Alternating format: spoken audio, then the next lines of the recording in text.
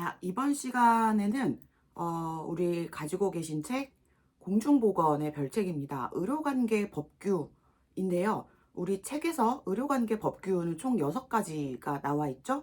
첫 번째가 의료법, 감염병, 정신건강증진법, 그리고 결핵예방법, 구강보건법, 그리고 혈액관리법 이렇게 6개인데 우리 나오는 문제는 이 책에서 총 6문제가 나올 겁니다. 짐작하셨겠지만 관계법당 문제 하나 이렇게 생각하시고 공부를 해주시면 될 것 같습니다. 자, 제일 첫 번째 우리가 나가야 되는 거는 의료법부터 시작을 하도록 하겠습니다. 자, 제가 가진 책은 의료관계법규 보라색이고요. 7페이지부터 봐주시면 될 것 같습니다. 자, 의료법의 목적입니다.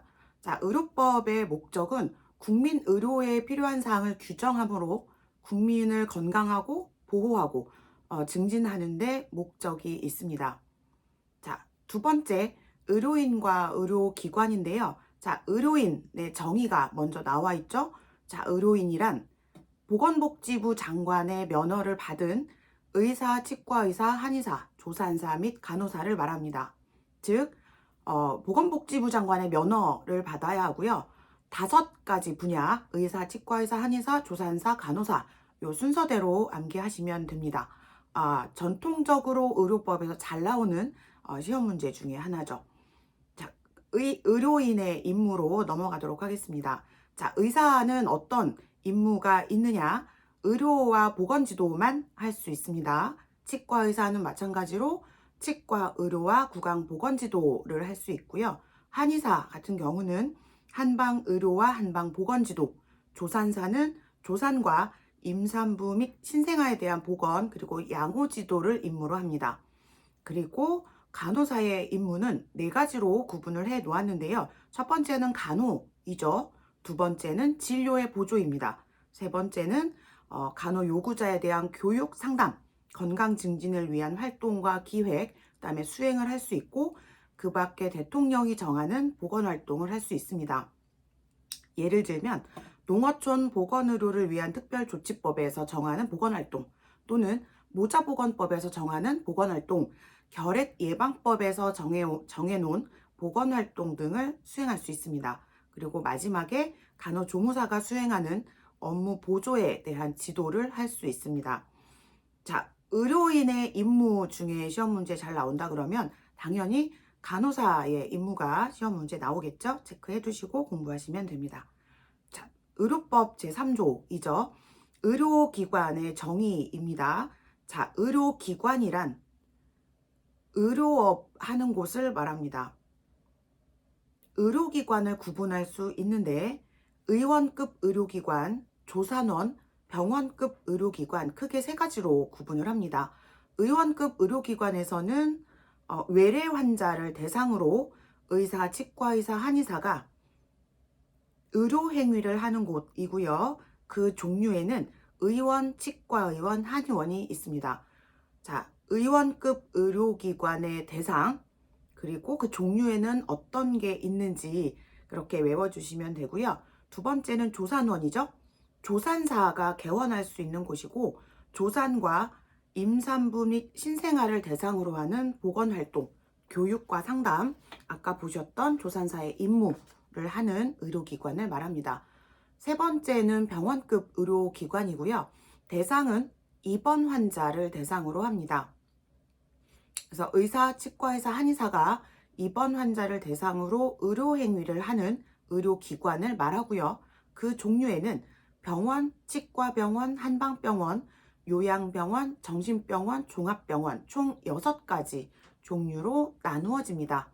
그래서 우리나라에서 의료법으로 규정하고 있는 의료기관은 총 10종이고요. 자, 의원, 치과의원, 한의원, 조산원, 그쵸? 그리고 병원, 치과병원, 한방병원, 요양병원, 정신병원, 종합병원 요 10가지를 의료기관 이렇게 규정하고 있습니다. 외우셔야 되겠죠? 자, 우리 시험 문제에 종종 나오기도 합니다. 다음 중 의료기관이 아닌 것을 골라라 이렇게 나오겠죠? 그러면 가장 많이 섞여서 나오는 기관이 보건소입니다. 우리가 일반적으로 생각을 했을 때 보건소에서도 진료받을 수 있거든요. 그래서 보건소도 의료기관이겠구나 생각을 하실 수 있겠지만 의료법에서 규정하는 의료기관은 총 10가지, 즉 보건소는 의료기관이 아니다. 이렇게 아예 그냥 기억해 주시면 좋을 것 같습니다. 병원의 정의가 나옵니다. 30개 이상의 병상을 갖춘 곳을 말합니다. 단 여기에서 치과 병원 같은 경우는 입원실에 제한을 두지 않습니다. 즉 치과 병원이라는 곳은 30개 이상의 병상이 없어도 치과 병원으로 할 수 있습니다.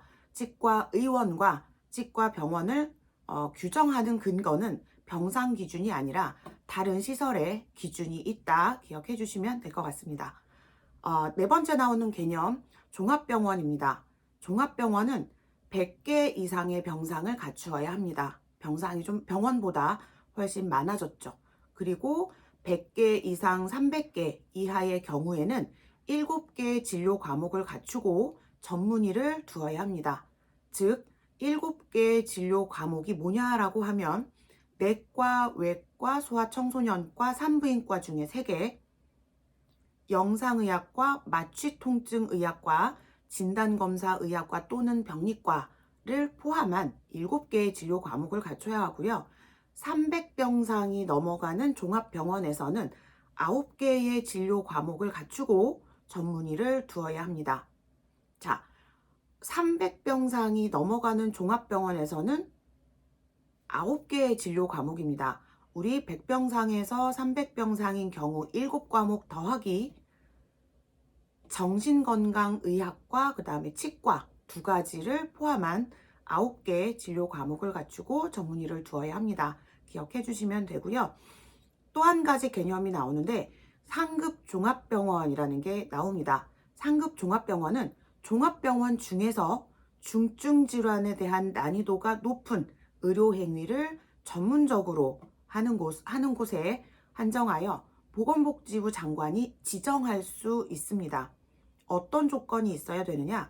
20개 이상의 진료 과목을 갖추어야 되고 전문의가 되려는 자를 수련시키는 기관, 그리고 보건복지부령으로 정하는 인력, 시설, 장비를 갖추어야 하고 질병군별 환자 구성 비율이 보건복지부령에 정하는 기준에 해당해야 합니다. 즉 전문진료군이 전체 환자의 30% 이상, 그리고 단순진료군이 전체 환자의 14% 이하 동시에 만족했을 때 지정받을 수 있고요. 한 번 지정이 되면 쭉 가느냐? 그렇지 않죠. 3년마다 보건복지부 장관이 평가를 시행하여 기준에 맞았을 때 재지정하거나 기준에 맞지 않았을 때는 지정을 취소할 수 있습니다. 누가? 보건복지부 장관이죠. 자, 마지막 개념 하나 더 나옵니다. 전문병원이라는 게 있는데요. 병원급 의료기관 중에서 특정 진료 과목 또는 특정 질환에 대해서 난이도가 높은 의료 행위를 하는 병원을 전문병원으로 정하고 보건복지부 장관이 지정할 수 있습니다. 마찬가지로 평가를 받아서 재지정하거나 취소할 수 있습니다. 평가는 무조건 보건복지부 장관이 3년마다 실시한다 이렇게 기억해 주시면 될 것 같습니다.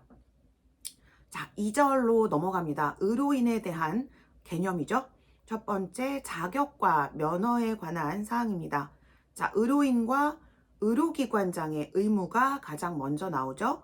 자, 의료의 질을 높이고 의료 관련 감염병을 예방하고 의료기술을 발전시키는 등 환자에게 최선의 서비스를 제공하기 위해서 노력해야 한다. 그리고 두 번째, 간호간병 통합서비스 제공도 있습니다. 자, 간호간병 통합서비스 많이 들어보셨죠? 입원 환자를 대상으로 하는 병원에 보호자 등이 상주하지 않고 간호사, 간호조무사, 그 밖에 간병 지원 인력이 간호 서비스를 제공하는 그런 곳을 이야기를 합니다. 자, 물론 입원 환자를 대상으로 하기 때문에 병원급 의료기관에서 시행할 수 있고요. 병원급 의료기관은 우리 선생님들이 앞쪽에서 외우셨죠? 병원, 치과병원, 한방병원, 종합병원, 요양병원, 정신병원 이 6종 시설에서 할 수 있습니다. 그 다음에 나오는 개념은 자, 의사, 치과의사, 한의사, 의료인이죠. 이 면허 받는 방법이 나오고요. 조산사, 간호사의 면허 받는 방법이 나옵니다. 자, 의료인이 되고 싶은 사람들은 자, 요 되는 방법을 참고하시면 될 것 같습니다. 그리고 중요한 게 우리는 의료인의 결격 사유를 봐야 합니다.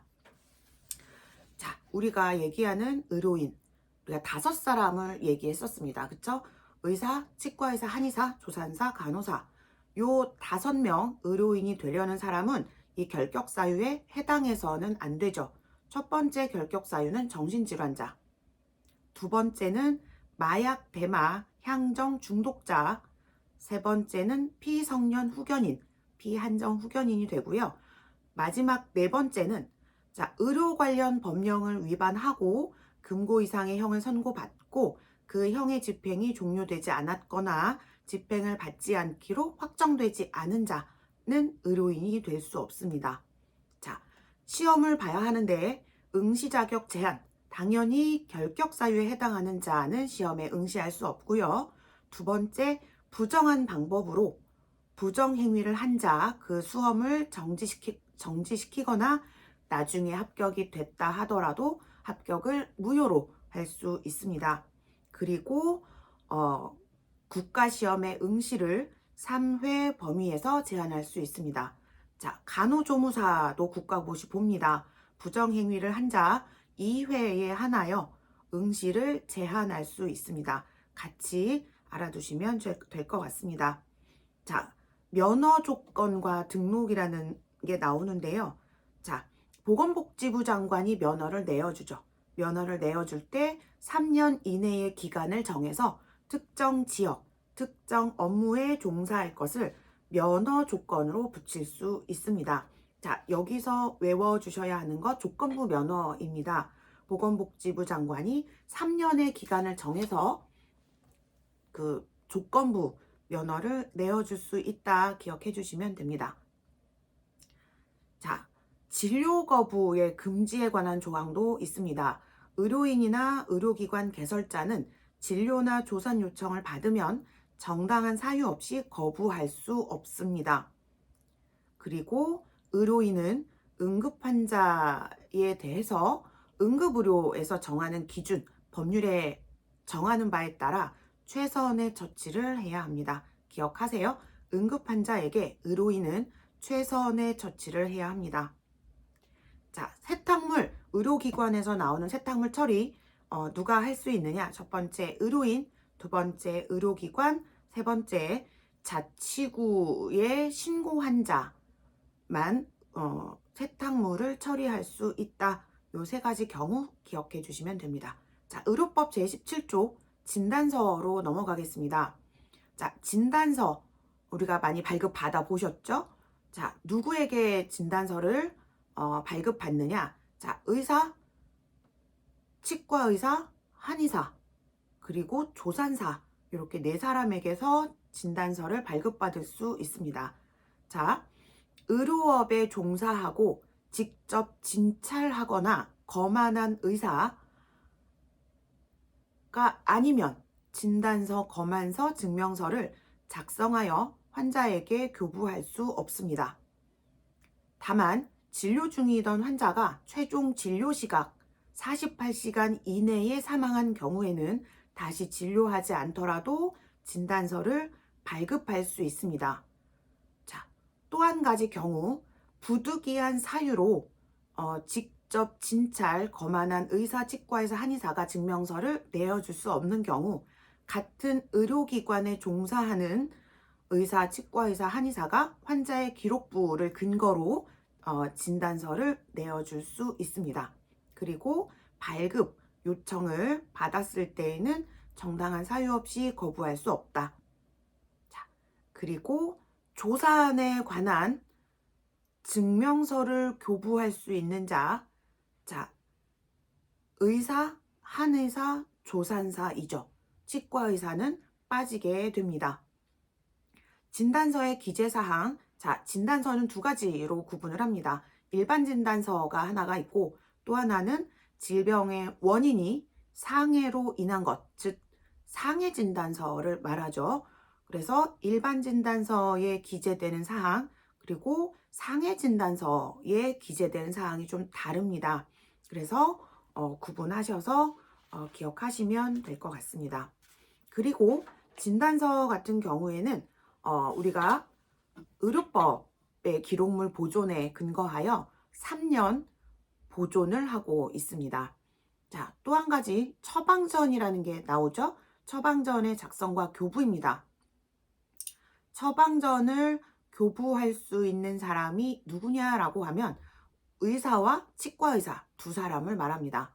자, 한의사는 왜 안 됩니까? 라고 하면 한의사 같은 경우는 자신이 직접 의약품을 조제할 수 있는 경우에 해당하기 때문에 처방전을 굳이 교부할 수 없다. 교부하지 않아도 된다. 그래서 작성과 교부할 수 있는 자는 의사와 치과의사 두 사람만을 말합니다. 그리고 처방전의 보존 연한은 2년이고요. 발급은 2부 작성해서 한 장은 환자 보관용, 그리고 또 한 장은 약국 보관용 2부를 발급해야 한다. 기억해 주시면 됩니다. 자, 정보누설과 태아 성감별 행위 금지입니다. 의료법 19조 20조이죠. 정보누설 금지. 자, 의료인 그리고 의료기관 종사자는 자, 업무를 하면서 알게 된 다른 사람의 정보를 누설하거나 발표해서는 안 됩니다. 자, 다른 사람의 정보가 중요하고요. 선생님들이 헷갈리시는 거 환자의 정보가 아닙니다. 환자를 포함한 다른 사람의 정보 누설하거나 발표하지 못한다. 사망한 사람의 경우도 동일하게 발표하지 못하고요. 입이 간지러워서 정보를 누설했다라고 할 때는 의료법 위반 벌칙을 받습니다. 정보 누설에 관한 벌칙은 이것도 시험 문제 잘 나옵니다. 3년 이하의 징역 또는 3천만 원 이하의 벌금형에 처해진다. 기억해 주시면 되고 태아의 성감별 행위를 해서도 안 됩니다. 물론 성감별을 목적으로 진료를 하거나 이런 행위를 도와줘서도 안 되고요.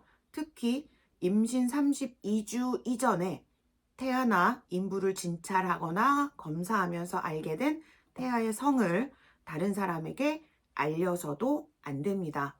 자, 특히 기억해 주셔야 되는 거는 32주 이전, 이번에 국가고시 의료법 한 문제에 출제되는 거에 나왔었죠. 임신 32주 이전에는 진찰하면서 우연히 알게 된 성이라도 다른 사람이 알게 하여서는 안 됩니다. 자, 알려주었다라고 하면 얘도 의료법 위반 벌칙을 받겠죠. 자, 얼마에 해당하느냐? 2년 이하의 징역 또는 2천만 원 이하의 벌금형에 처해진다. 같이 기억해 주시면 됩니다. 자, 의료법 21조 기록 열람. 자, 자신의 기록을 열람할 수 있는 자는 누구냐라고 하면 환자밖에 없습니다. 환자가 요청했을 경우에는 정당한 사유 없이 거부하여서는 안 되고요. 환자가 아닌 다른 사람에게 환자에 관한 기록을 보여주거나 내지는 사본을 내주는 등의 내용을 확인하게 했다 해서는 안 되죠. 만약에 내용을 확인할 수 있게 해줬다라고 했을 경우 마찬가지로 의료법 위반 벌칙에 해당하고요. 얘는 그 정보누설을 한 경우와 동일한 처벌을 받습니다. 자, 몇 년이냐라고 하면 3년 이하의 징역 또는 3천만 원 이하의 벌금형에 처해진다. 기억해 주시면 됩니다. 그런데 환자 본인만 기록 열람을 할 수 있는데 환자가 기록 열람을 하지 못하는 불가피한 경우가 있을 수 있다. 그렇죠? 그렇다면 누구에게 이 기록 열람을 대신 해줄 수 있느냐? 자, 순서 말씀드리겠습니다. 첫 번째, 환자의 배우자. 두 번째, 환자의 직계 존속. 세 번째, 직계 비속. 네 번째, 형제 자매. 다섯 번째, 배우자의 직계 존속까지 관련 증빙 자료를 갖추어서 요청했을 경우에는 자, 기록 열람을 해줄 수 있다. 같이 기억해 주시면 될 것 같습니다. 자, 기록 열람을 하고 싶은데 의료기관이 휴업 중이다 내지는 폐업을 했다 라고 한 경우는 내 기록을 열람할 수 없잖아요. 그래서 휴업하거나 폐업을 한 의료기관은 진료 기록에 관한 내용을 첫 번째 보건소에 이관을 해서 보건소에서 보관하게 할 수 있고요. 또 한 가지 경우는 그 보관 계획서를 작성하여 보건소장의 허가를 받아 자체 보관할 수 있습니다. 그래서 폐업 중인 의료기관에서 내 기록 열람을 해야 되겠다라고 하는 경우는 이 어디에서 보관하고 있는지를 확인하고 요청을 해주시면 됩니다. 자, 17페이지 권리와 의무로 넘어가도록 하겠습니다. 첫 번째, 진료기록부의 기재 및 보존이죠. 자, 진료기록부, 조산기록부, 간호기록부 각각 작성하는 의료인이 다르죠. 진료기록부는 의사, 치과의사, 한의사, 조산기록부는 조산사, 간호기록부는 간호사가 작성하게 됩니다. 각각 어떤 내용을 기록해야 하느냐? 진료기록부하고 간호기록부를 좀 중점 보시면 될 것 같고 이쪽에서 시험 문제에 나온다 그러면 간호기록부가 시험에 나오겠죠. 그래서 간호기록부에 기재되는 사항이 아닌 것은 이렇게 잘 나옵니다. 그래서 간호기록부에 어떤 내용이 기록되어야 하느냐를 보시면 간호받는 사람의 성명, 그리고 활력징후에 관한 사항, 투약, 섭취, 배설물, 처치와 간호에 관한 사항, 그 다음에 간호 일시 이렇게 기재되어야 한다. 기억해 주시면 됩니다. 자, 이런 기록부들 보관해야 되는 연수가 있습니다. 그래서 우리가 의사가 작성하는 진료기록부, 수술기록부 얘는 최장 10년 보관입니다. 보관하는 연수 중에 가장 길죠. 그리고 우리가 아까 외우셨던 진단서 및 그 부본 3년 보관이고요. 그리고 처방전, 그렇죠? 의사와 치과의사가 교부할 수 있었던 처방전은 2년 보관입니다. 이렇게 외우시고 나머지 환자 명부, 검사 내용이나 소견 기록부, 방사선 사진, 간호기록부, 조산기록부 나머지는 다 5년입니다. 그래서 그 진료기록부 이 보존 연한 섞어놓고 골라라 라는 문제가 잘 출제가 될 겁니다. 그래서 다 외울 수는 없죠. 많아요. 그래서 우리가 10년짜리, 3년짜리, 2년짜리 이거는 반드시 외워두시고 우리가 외우지 않은 것은 5년이구나 이렇게 기억을 해주시면 훨씬 문제 풀기 쉬울 겁니다. 자, 그리고 변사체를 신고해야 합니다. 자, 누가 신고해야 하느냐? 자, 의사, 치과의사, 한의사, 조산사. 자, 이 사람들은 진단서나 증명서를 발급할 수 있었던 사람들이죠.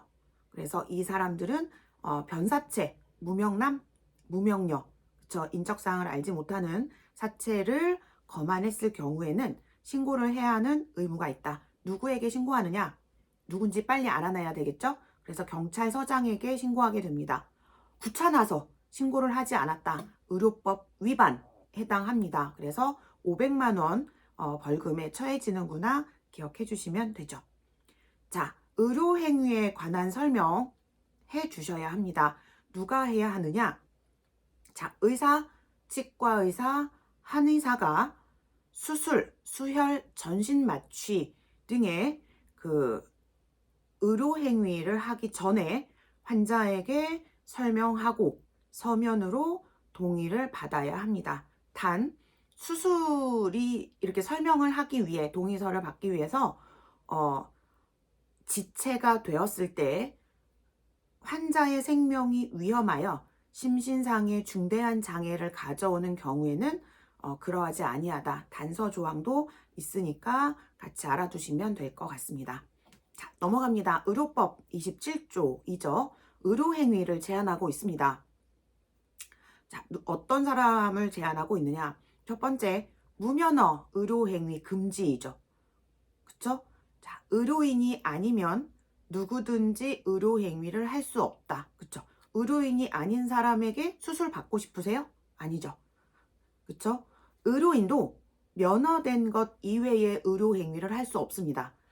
치과 의사가 조산 관련된 의료 행위를 할 수 없듯이 한의사가 조산 행위를 할 수 없는 것과 마찬가지로 의료인도 면허된 것 이외의 의료 행위를 할 수 없습니다. 자, 위반했다라고 했을 때 벌칙이 있죠? 메모해 두시고 꼭 기억해 주시면 됩니다. 무면허 의료 행위를 했을 때 한 자 또는 시킨 자 동일하게 처벌받습니다. 5년 이하의 징역 또는 5천만 원 이하의 벌금형에 처해진다. 자, 그럼에도 불구하고 의료 행위를 할 수 있는 경우가 있습니다. 세 가지 경우가 있는데, 자, 외국의 의료인 면허를 가지고 일정 기간 국내 체류하는 자, 할 수 있다.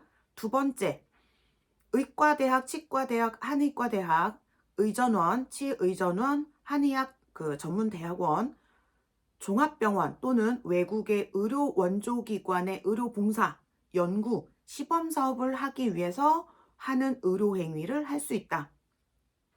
세 번째 경우, 의학, 치과, 의학, 한방의학, 간호학을 전공하는 학교의 학생은 의료행위를 할 수 있다. 세 가지 경우가 제외되는 사항인데요.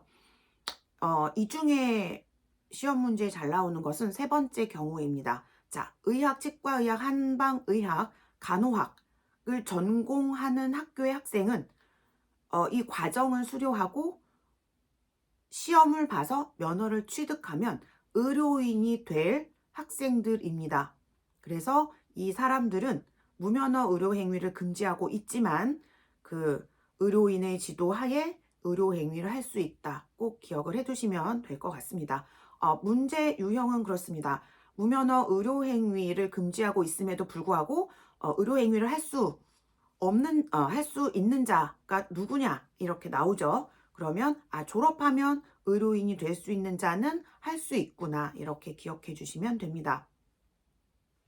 자, 의료인의 단체가 있습니다. 중앙회가 있죠. 자, 의사, 치과의사, 한의사, 조산사, 간호사는 각각 중앙회를 두고 법인 성격으로 운영해야 하고, 그리고 당연히 의료인은 중앙회의 회원이 되어야 한다. 자, 기억해 주시면 될 것 같습니다. 자, 중앙회 회원이 된다 그러면 보수교육을 당연히 받고, 그리고 현재 근무를 하고 있는지를 실태조사를 해야 하죠. 그래서 의료인의 보수교육은 연간 8시간 수료해 주시면 되고, 간호조무사도 마찬가지입니다. 자격증을 따는 해에는 받지 않지만 그 다음 해부터는 보수교육 연간 8시간 이수해야 하고 3년마다 취업 실태를 보건복지부 장관에게 신고해야 합니다. 그래서 보수교육 관련 서류도 마찬가지로 보존을 해놔야 돼요. 이수증 내지는 면제를 받았다 그러면 면제 유예 신청서 보관해야 하는데, 이 보수교육 관련 서류 보존 연한도 마찬가지로 3년입니다. 왜?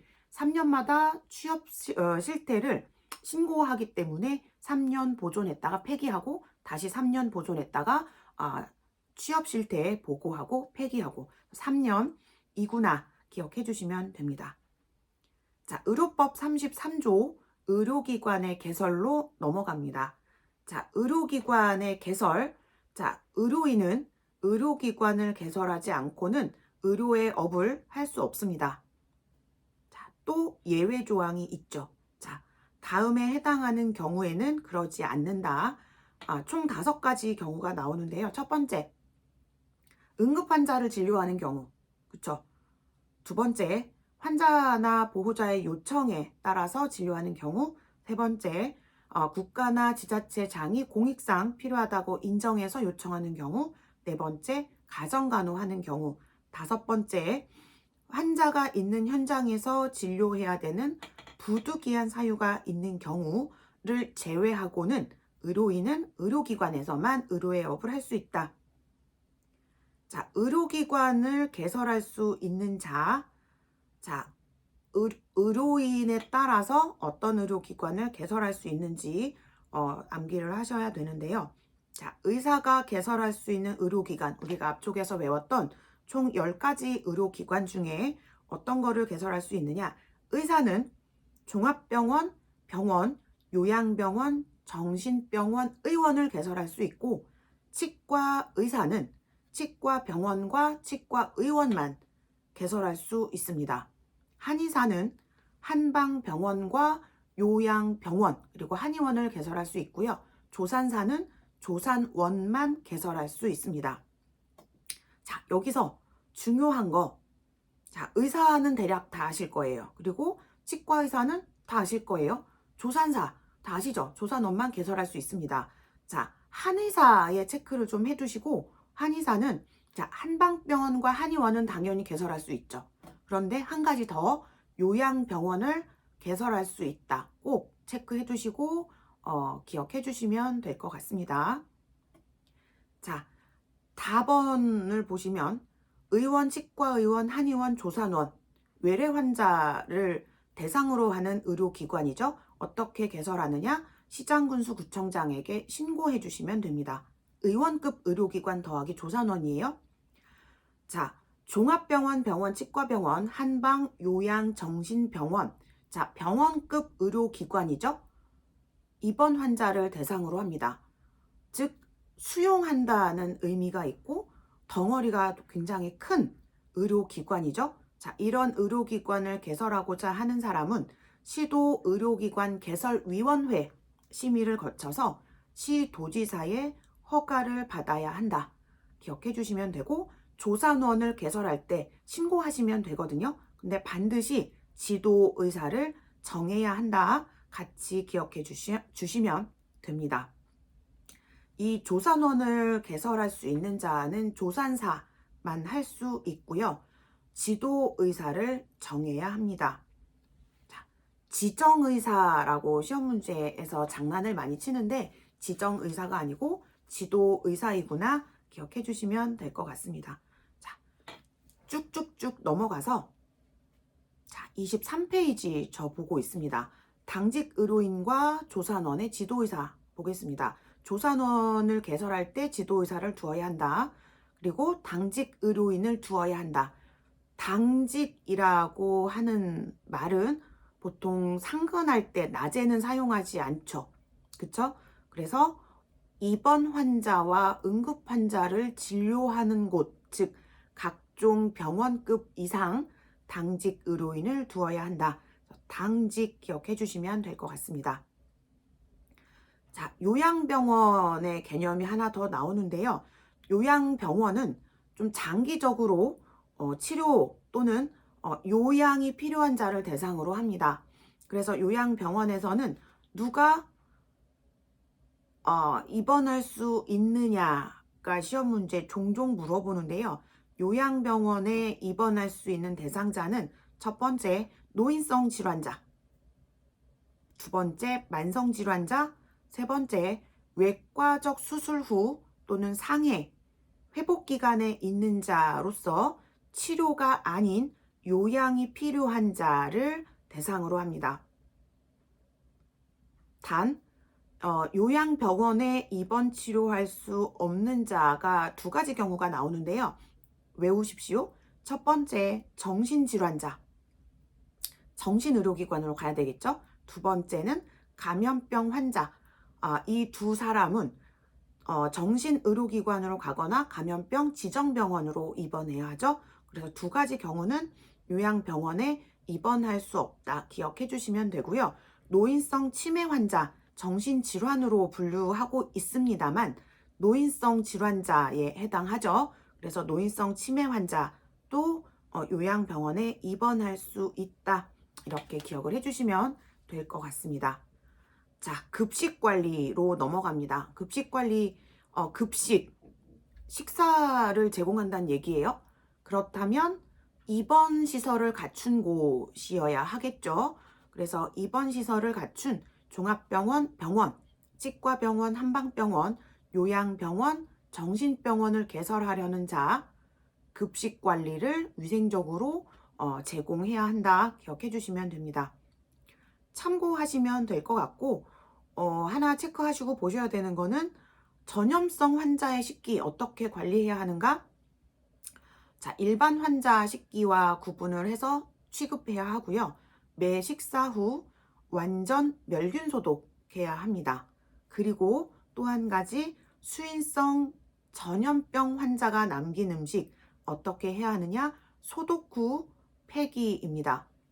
자, 수인성 전염병 환자 예를 들면 A형 간염 감염병 장티푸스 환자예요. 이 환자들이 먹고 남은 음식 어떻게 해야 하느냐?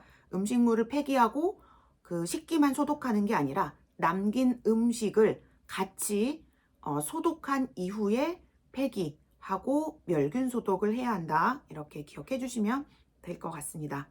자, 넘어가죠. 의료법 42조. 의료기관의 명칭입니다. 자, 의료기관은 의료기관 종류에 따라 국가에서 정해놓은 명칭, 의료법에서 정해놓은 명칭 이외의 명칭을 사용할 수 없습니다. 자, 우리가 외운 의료기관의 종류는 총 10가지였습니다. 그쵸? 의원부터 종합병원까지 이 10가지 종류에 따르는 명칭 이외에는 사용할 수 없다. 자, 기억해 두시면 될 것 같고, 자, 의료기관의 명칭 표시하는 방법은요. 자, 고유 명칭 그리고 의료기관 종류 명칭을 사용합니다. 그래서 예를 들면 조 피부과 의원 이런 식으로 고유 명칭, 의료기관 종류 명칭 이렇게 사용하죠. 세란병원, 세란이 고유 명칭이 되고요. 병원, 의료기관 종류에 따르는 명칭이 되겠죠. 자, 그렇게 정리하시면 될 것 같고, 진료 과목과 진료 과목의 표시는 우리가 의료법 책을 참고하셔서 공부를 하시면 될 것 같습니다. 자, 28페이지로 넘어가고요. 의료법인 및 의료기관 단체가 나옵니다.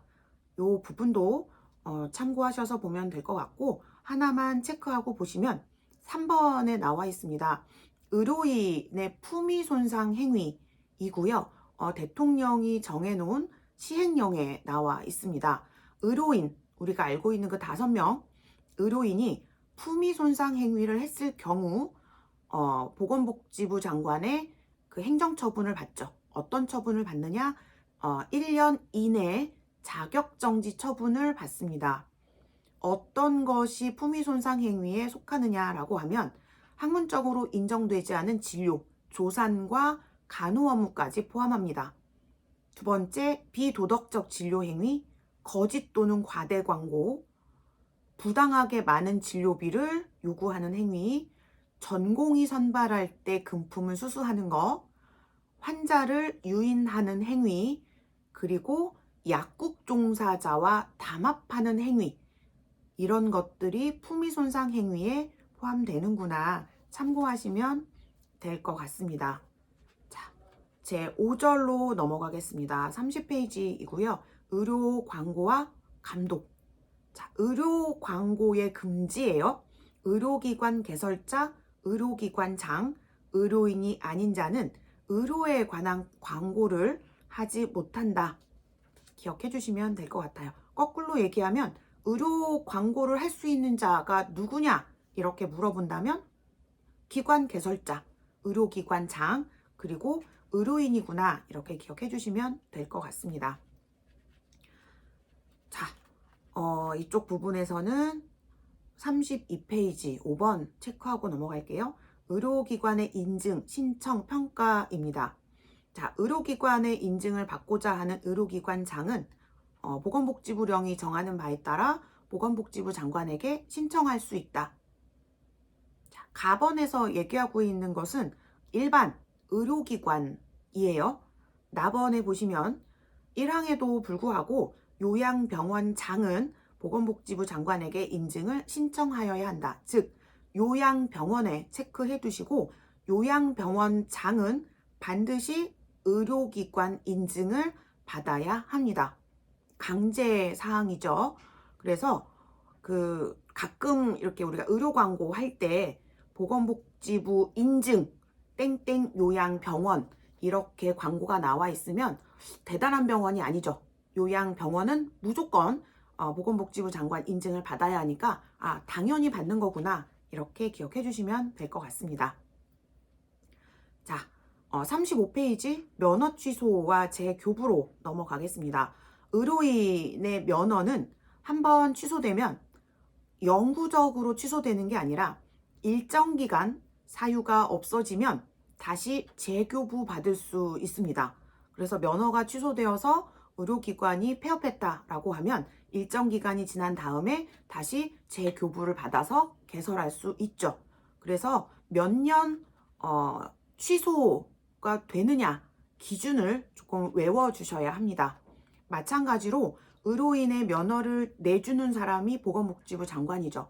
면허를 취소하는 자, 재교부하는 자도 당연히 보건복지부 장관이 됩니다. 자, 가번부터 보겠습니다. 정신질환자, 마약, 대마, 향정, 피성년 후견인, 피한정 후견인, 금고 이상의 형을 선고받고 이렇게 확정되지 않은 자, 결과가 나오지 않는 자, 자, 이런 사람들은 사유가 없어지면 재교부 받을 수 있습니다. 자격정지 처분을 받았는데 그 기간 중에 의료행위를 했다 내지는 3회 이상 자격정지 처분을 받았다라는 경우는 2년이 지나야 재교부 받을 수 있고요. 자, 우리가 면허를 내어줄 때 특정 지역, 특정 업무 할 것을 조건을 걸어서 면허를 내어주는 경우가 있었습니다. 그쵸? 3년 조건을 달아서 면허를 내어주는 거 조건부 면허였는데 이 조건을 이행하지 않았다. 얘는 면허 취소. 그리고 1년이 지나면 다시 면허를 재교부 받을 수 있다. 기억해 주시면 되고요. 의료인의 면허 대여 금지 조항을 위반해서 면허를 대여했다. 얘는 3년이 지나야 면허를 재교부 받을 수 있고 일회용 의료기기 재사용으로 사람에게 중대한 위해를 발생하게 했다라고 하는 경우는 면허 취소 그리고 3년이 지나면 재교부 받을 수 있다. 그리고 의료인이 아닌 자에게 의료행위를 시키는 경우 또는 의료인에게 면허된 것 이외의 의료행위를 시키는 경우 또는 하는 경우 이런 것들도 3년이 지나야 재교부 받을 수 있다라고 해서 기억해 주시면 됩니다. 자, 1년짜리 조건부 면허, 2년짜리 자격 정지 기간 동안에 의료 행위를 하거나 3회 이상 자격 정지 처분을 받았다. 요게 2년짜리에 해당하죠. 자, 3년짜리는 면허를 대여한 경우, 일회용 의료기기를 재사용한 경우, 의료인이 아닌 자에게 의료행위를 시킨 경우 또는 금고 이상의 형을 선고받고 쭉쭉 확정되지 않은 자까지 해서 3년에 해당하는구나 기억해 주시면 될 것 같습니다. 자, 자격정지도 있는데요. 자, 1년 범위 내에서 보건복지부 장관이 자격정지 처분을 내릴 수 있다. 어떠한 사항에 대해 자격정지 처분을 내릴 수 있는지는 참고하시면 될 것 같고 면허 취소가 훨씬 더 시험 문제 잘 나오니까 그쪽 부분을 공부해 두시면 될 것 같습니다.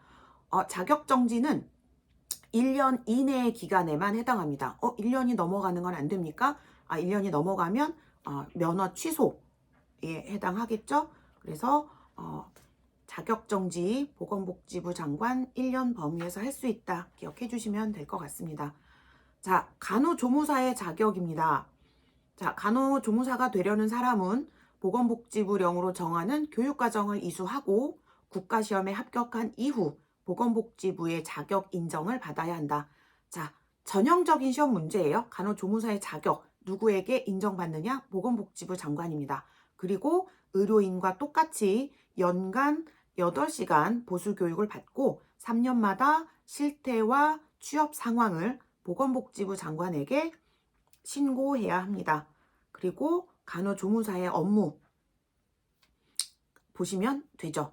간호사를 보조하여 간호사의 업무를 수행할 수 있다. 그리고 의원급 의료기관에 한하여 환자의 요양을 위한 간호, 진료 보조를 할 수 있다. 그리고 구체적인 업무 범위 한계에 대해서는 보건복지부령으로 정한다. 즉 시행규칙을 살펴보시면 되겠죠. 그리고 마지막으로 의료유사업자. 자, 의료법이 시행되기 전 규정에 따라 자격을 받은 접골사, 침사, 구사 요 세 사람을 의료유사업자 이렇게 구분을 하고요. 안마사의 개념이 하나 나왔는데 장애인복지법에 따른 시각장애인 중에서 시도지사의 자격 인정을 받은 자가 안마사가 될 수 있습니다. 혹시 시험 문제를 푸시면서 우리가 알고 있는 의료인, 간호조무사, 의료유사업자 모두 보건복지부 장관의 인정을 받아야 되는 거예요. 면허든 자격이든. 그런데 시도지사에게 자격 인정을 받는 자 두 사람이 있습니다. 하나는 안마사, 그리고 또 한 사람은 요양보호사입니다. 그래서 요 두 사람 체크해 두시고 구분해서 공부해 주시면 될 것 같습니다. 마지막에 벌칙인데요. 벌칙 5년 이하의 징역 또는 5천만 원 이하의 벌금. 여기는 면허를 대여한 사람, 그리고 의료기관을 점거하여 진료 행위를 방해한 자, 또는 의료인이나 의료기사, 의료행위를 받는 사람, 환자를 말합니다. 폭행, 협박하는 자 5년짜리에 해당하고요. 무면허 의료행위를 한 자, 그 다음에 시킨 자 모두 5년에 해당합니다. 기억하시면 되고 3년짜리 하나만 기억하시면 될 것 같은데요. 정보누설죄입니다. 다른 사람의 정보를 누설했을 때 3년 이하의 징역에 처해진다. 그리고 2년 이하의 징역, 태아 성감별 행위 위반했을 때 2년 이하의 징역 또는 2천만 원 이하의 벌금에 처해지고요. 메모해 두시면 특히 32주 이전에 우연히 알게 된 태아의 성도 다른 사람에게 알려서는 안 된다. 기억하시면 될 것 같고요. 이 정도만 의료법 벌칙 정리하시면 될 것 같습니다.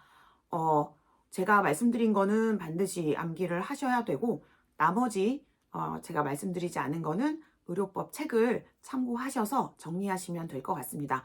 열심히 하십시오. 중에 한 문제가 나올 겁니다.